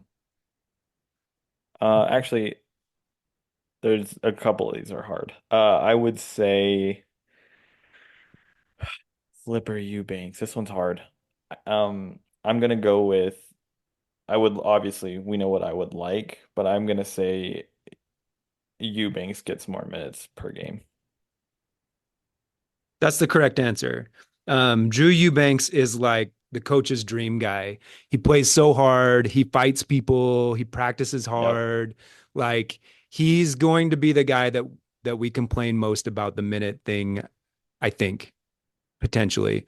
And why aren't we getting Flip out there? Now they played him together yesterday, but also they pulled Lowry out second half and Jordan out second half, I believe, as well. So I'll say Eubanks as well, and that will be something that all the sad boys can complain about. We have to have something. Um, Not everything can go right. More minutes, Collier or Mills? This one's easy. I just don't think Patty Mills is going to get a ton of minutes from all the messaging that we've received from beat writers and from the front office. I think Collier will beat him in minutes. I mean, he sat out uh, a preseason game against the Breakers with for rest, so I just don't see him playing more minutes than Collier this year. Mills is washed based on his comments. He understands the assignment too, as like, hey, I'm a mentor. And you got to imagine like it's not like he's like, hey, I want to get out there and play a ton for this team that's not going to win 30 games. Um, he is Udonis Haslam. Yeah, So it's definitely Collier in my mind. All right. Bryce Sensabaugh, who gets more minutes? Bryce Sensabaugh and I was going to put Cody Williams here, but I think Cody's getting minutes. Like I think that they believe in him. Like I don't think it's much of a question, but Bryce Sensabaugh or I'll just say Johnny Juzang straight up. I was going to say Juzang and Svi Mihailuk. yeah. I think Svi is going to get less. I think Bryce or Juzang. This one's really hard. Um, Of course, I would rather see Bryce, but I there's a world where I see Juzang getting more minutes. I think uh I hope Bryce does, but I think Juzang probably does, unfortunately. Yeah, we are in lockstep here, unfortunately, because Johnny Juzang is the correct answer. I think Will loved him from like last year as well. And like he just does the thing. Like Bryce is just more ball in hand, and we've got the other guys that are ball in hand as well. And I think Juzang just mixes so well, and he's going to shoot the piss out of the ball. And I think it's going to be really hard to keep him off the court. He just seems like, again, like one of those guys like Eubanks is kind of a coach's dream. Do what you want, work hard, head down. Um, and not that Bryce isn't, but Bryce, based on kind of his personality, he might be a little bit more spacey sometimes. He's, Yeah. more talented, higher upside, but I think it's going to be Juzang as well. So I didn't do very good with the minutes questions, but people are going to complain about these allocations for sure. Um, except for Mills, because I just don't think Mills is going to play. And if Mills does play, like I would complain about that personally. Like he's cooked. Oh, for sure. He's there to wave towels and be a great affable guy. And I think he'll exceed at that. Yeah, All right, closing this out, this has I been wanted to just have been some open-ended questions here. yeah, this has been a great pod so far. I think it's been super fun. It's been fun to get back and we had a lot to talk about. And so and we'll keep them more concise in the future, but we had a couple months build up here, had to get it all out. One wild prediction for this season that you kind of actually believe a little bit. Is this is jazz oriented? Jazz or NBA? We can have an NBA one as well. Um, but I think I'll go jazz oriented, but not directly jazz oriented. Um, this might just be the optimist in me, but I think we get two top 15 picks this year. so Is that wild enough? Yeah. You think Cleveland or Minnesota are going to be a bottom 15 team? Yes, I think one of them One will. of them. Which one do you think is more likely? Definitely Cleveland. But I think there's just a world where one of those teams either loses in the play-in or has an injury and ends up just being a disappointment. There's a lot of good teams in the league. I think definitely Cleveland has a higher chance of that happening too. But yeah, that's my hot take, wild hot take that I kind of actually believe, and maybe just for my own sake, I kind of hope. Obviously, we all hope, but I just kind of I'm gonna will it into existence that we end up with two top 15 picks this year. All right. All right.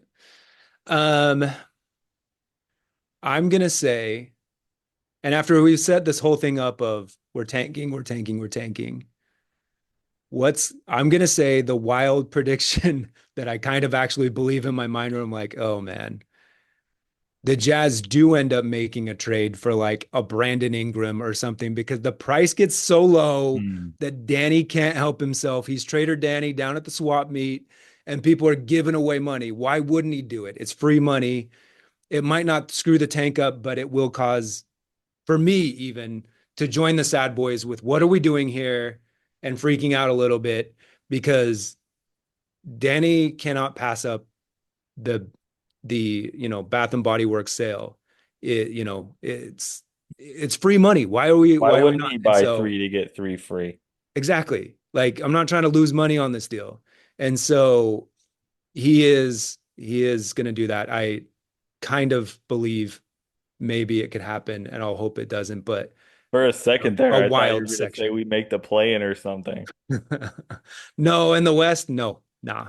That, I've seen some of the most pessimistic guys, I've seen them say we're gonna be like the fifth seed.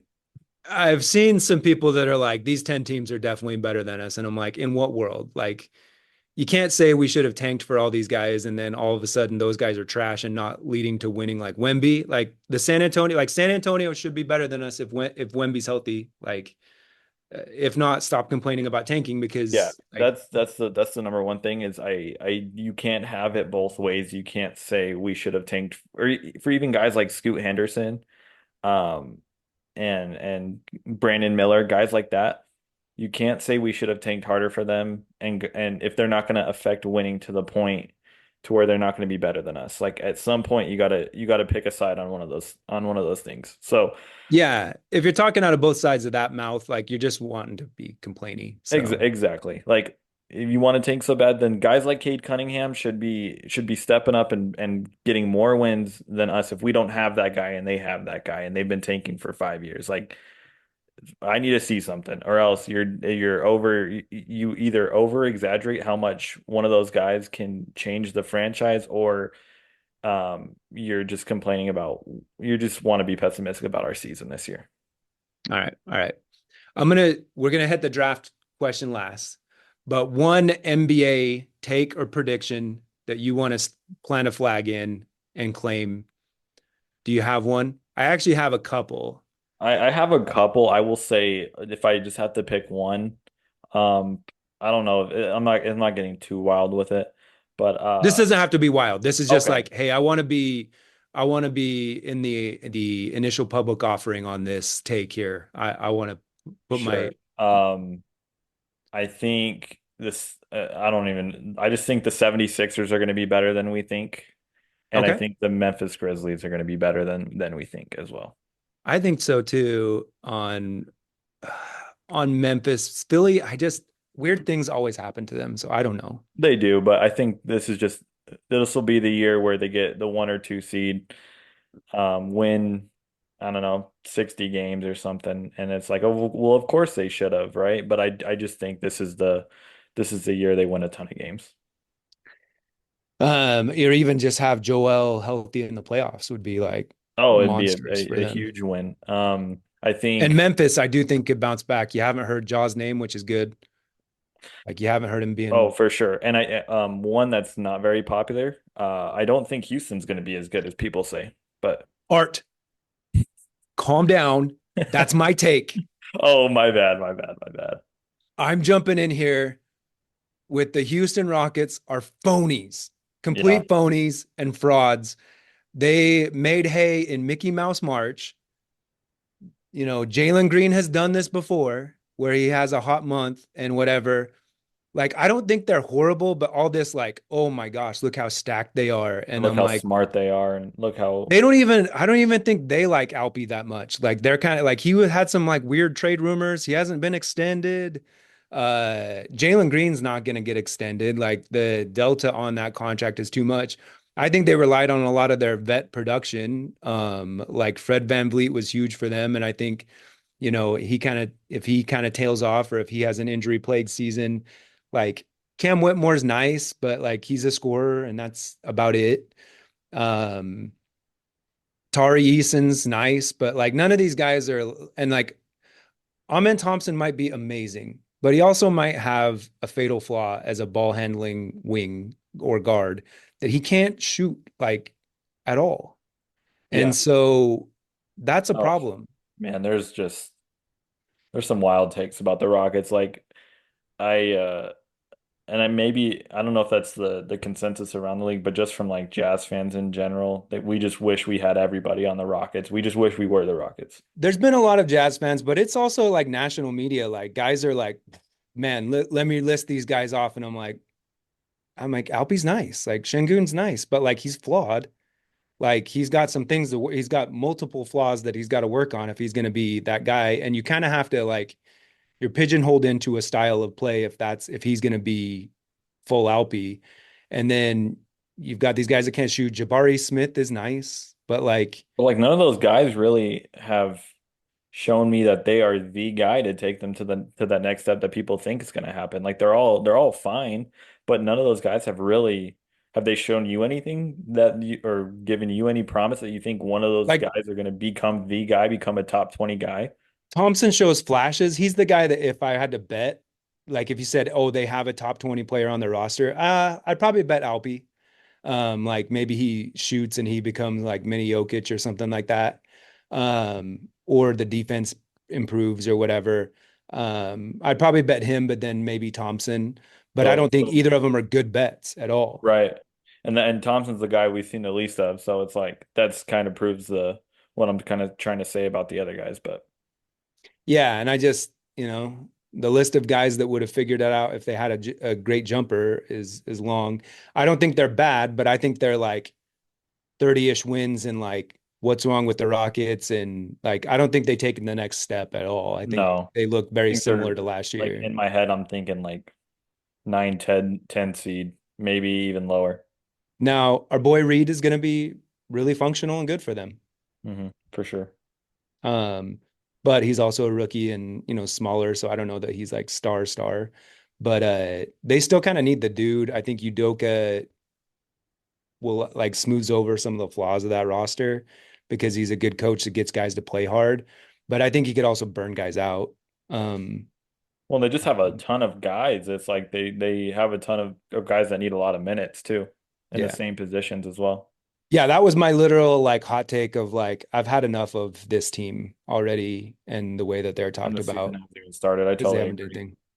The other hot take I have, but it's more of a like 12 to 18 month hot take, is that the cat thing where these teams that are contenders start pairing off salary, like that's gonna happen, and it's gonna happen for a team like the Boston Celtics with a player like Jaylen Brown. Um, like you're going to start to see some of that, and it might be, a sneaky trade, but Very it won't interesting. happen during the season. They'll defend their title and then see, see how that plays out. And I think that's a guy, a guy like Dame. I'm looking at some of those teams and saying like some of these teams are going to cut costs in a way that they're going to sell off a guy, and Well, he'll go for more than Cat, but like that wasn't the last like yeah, big it won't money be the move last with we the see of star. that. And Minnesota just came off their best season in 20 years, literal 20 years. They made the Western Conference Finals, and they, because of cap reasons and cost reasons, they got rid of a guy who's been the heart of Minnesota Timberwolves basketball for 9 years. So Yeah. All right. The final question, because we think we know what the season's about, is tanking. So we're going to be talking draft a lot as college season starts off. But before college season starts, what guy other than Cooper Flag, we're all going to be watching Cooper Flag. He's great. Probably going to be the number one pick. What other guy are you looking at that you are, this is an art guy? yeah, so I know who you're gonna choose. He's my guy as well. We'll just kind of we agree on him. I will go with somebody who doesn't get as much hype as a lot of the other guys at the top. Dylan Harper. Okay. Yeah, I think so. He's going to be playing for Rutgers with Ace Bailey, and Ace Bailey's gonna get all the hype, of course. But he's the guy that when you watch Rutgers to watch Ace Bailey, you're gonna come out surprised and say, "Hey, I actually liked Harper a lot right there," and some people might like Harper more. So I love his size for a guard. He's 6'6", and I think he's gonna sneak it. He's already kind of, I mean, guys who talk about the draft, he's already in that top three discussion. But I think we'll kind of get a more concrete. This is a really good draft. There's, in my opinion, there's four, maybe five guys that like I think can be the guy. Um, and Dylan Harper is one of them. So that's my guy going into the season, along with who you're going to talk about. Yeah, and that's the thing about this draft, and that's why Gavoni's saying, "Hey, it's the best top of the draft I've seen in 20 years," is because you look for guys like, because historically you say, "Hey, not all these guys can work out," and so you look at a guy like Harper, who's like a 6'4" guard, 6'5". What is he? 6'3", 6'4", 6'6". 6'6"?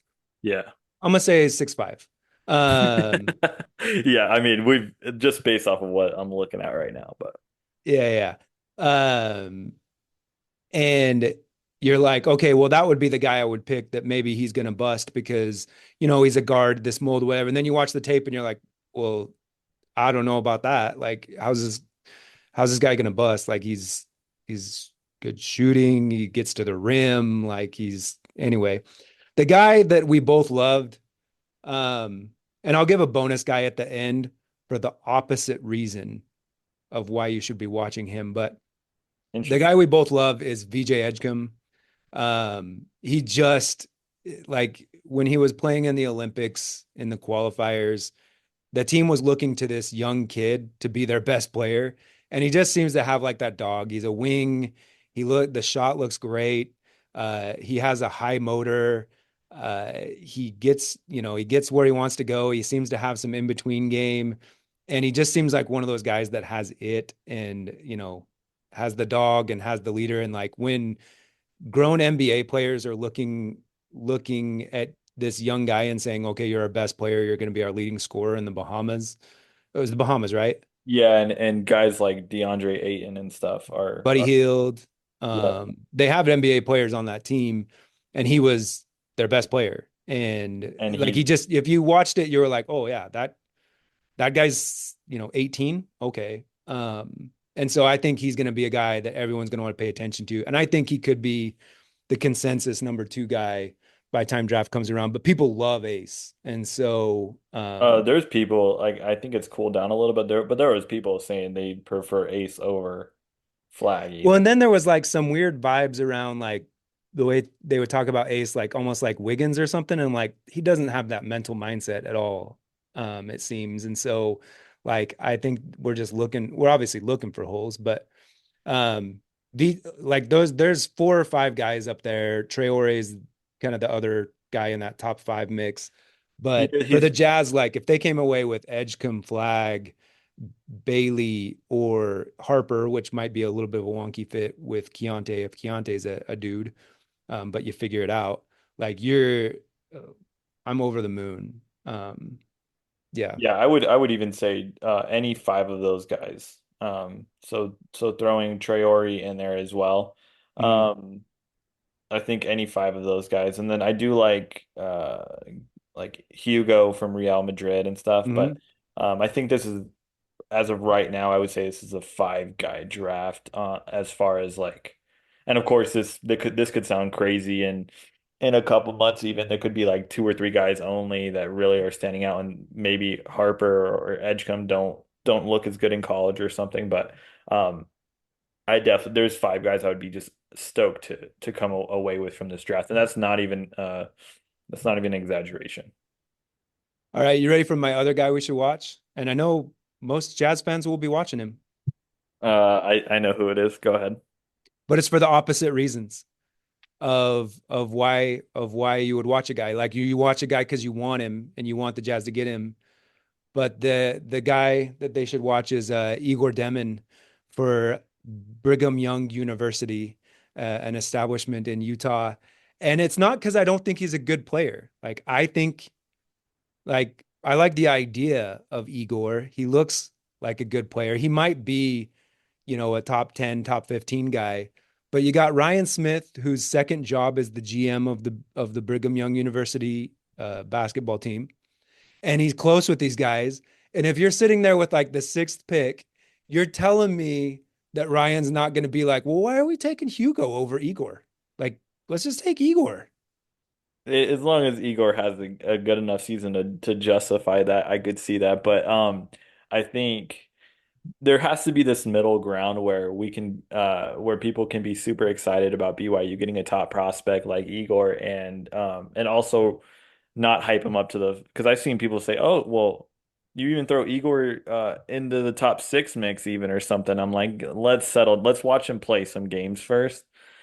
There has to be a middle ground there. You can be super excited for it, but why isn't it fine if he's like the 10th pick? Like The middle ground in life, in politics, in sports, in everything has disappeared and evaporated. doesn't exist anymore. It's only Max or Min. And so I can't wait. I think we're going to see like Igor or Cooper. Who you got out of some of our fan base?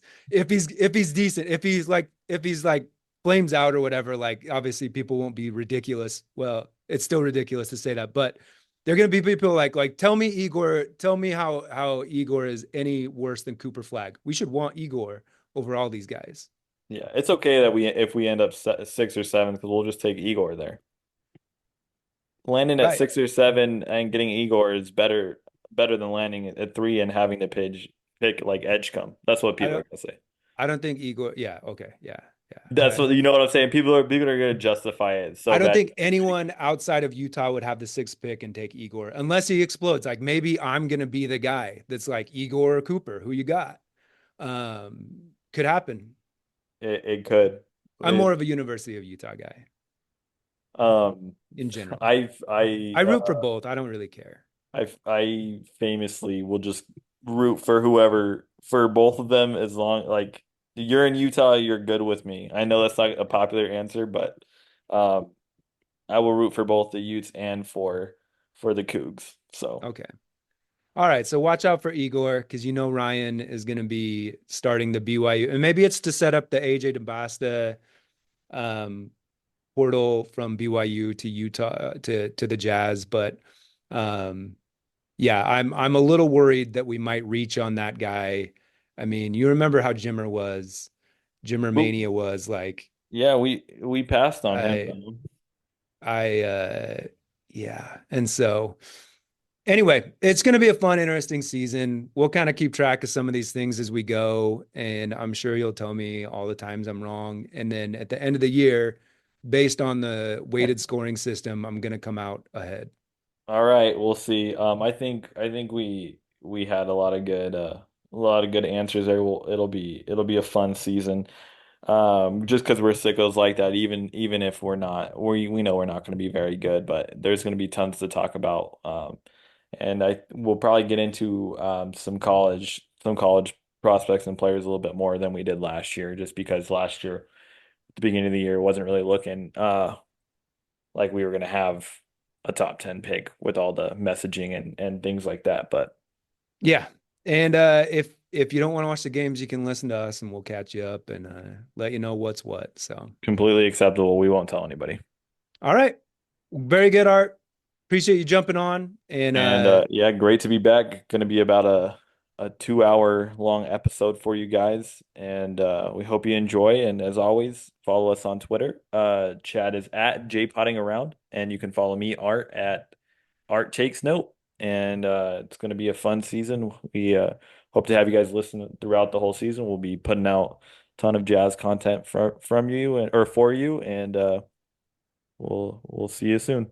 that's right. Hashtag Trust the trust the filter. filter and hashtag tank the F out of this B. All right, let's And go. hashtag flag or Igor. Not just playing. There we go. Yep. All right. Thanks, bud.